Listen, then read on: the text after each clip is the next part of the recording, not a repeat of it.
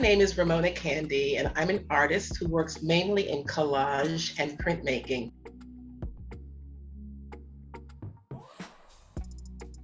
My mother, single mother of four, the most fantastic creative person in the world. She was a seamstress and a dressmaker. So our tiny apartment was always filled with colorful fabrics, threads, buttons, trimmings. So there was always some scrap of color every place in my house. Everywhere you looked, there was color. It might have been scraps, it might have been actual fabric, it might have been something she was working on, still on the sewing machine. So I think color first hit me in that way from my mom. And then of course, being a dancer of Caribbean and African work, color is everywhere. Color is everywhere in the costumes, in the kind of folklore we're telling about. I wanted to dance my whole life, but I also was very interested in painting and drawing because my mother did a lot of drawing. So I never knew which was my first art. I just say both of them entered my life at the same time, and I'm passionate about both of them. Even though I don't dance now, I'm always watching dance. I love to move. I called myself at one time a choreographer on canvas because I love movement as well as color. I love movement on my canvas. So my work is always moving. There's always a place to go. Every painting, I start with a sketch, a light sketch, and then I cover the canvas with a light wash of acrylic paint. I get heavier and heavier in the paint as I go along, deciding what colors I want to be where. And I always challenge myself when I paint. I say, can you create this painting without adding anything but acrylic paint? Can you just leave out the paper altogether? And I get to a point where I say, nah, just one piece of paper here. And next thing you know, my entire canvas is covered with different kinds of papers. Most of my work is collaged, even the portraits that look like they're all paint.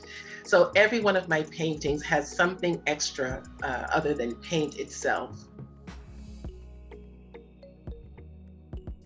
The advice I give to young artists is that you should take advantage of every opportunity. If there's an opportunity to exhibit somewhere, take that opportunity and put your work up. Let your work be seen. I've met many artists who have work and they never put it out anywhere. But I think it's important that work be seen. You don't always have to sell your work. And many people think that to put it out means you have to sell it. Doesn't mean you have to sell it. I love living with my work. I love selling it, but I also love living with it. So, the fact that people see my work, whether it's a Zoom exhibit or whether it's something outside or, on my website, people need to see your work. People need to see it, and you need to keep working no matter what. Don't get upset or discouraged if you don't sell.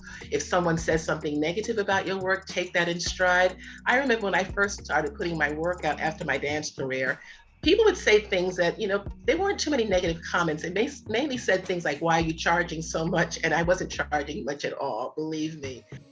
And what happened with that was I took that and I said, okay, well, that's cool. That gives me a little bit of inspiration as to, what people are liking, what people don't like, and who to pay attention to, who not to pay attention to. Because many people say things because they can't do what you do. So you just keep going and you just keep, inspiring people with your work. Again, that's what artwork does. It inspires, it moves, it motivates. And that's what I would tell young people, either people who are creating artwork or people who are looking at artwork.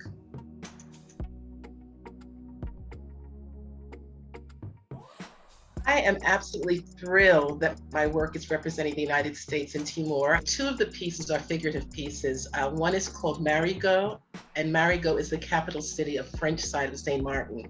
I was there several times, and what really struck me about Marigot was the colorfulness of the market scene.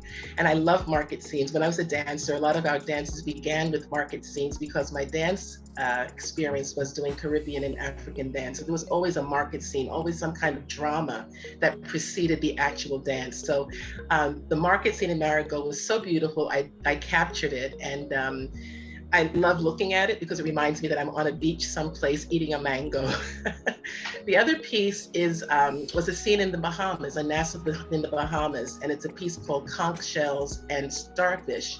And it was a scene of these people selling conch shells as souvenirs to tourists on at the dock in Nassau, Bahamas.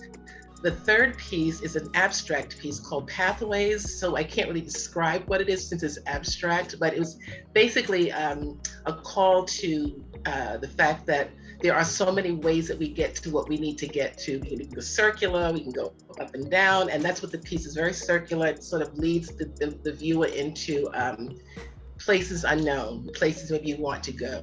It's a very colorful piece as well, mostly oranges and yellows.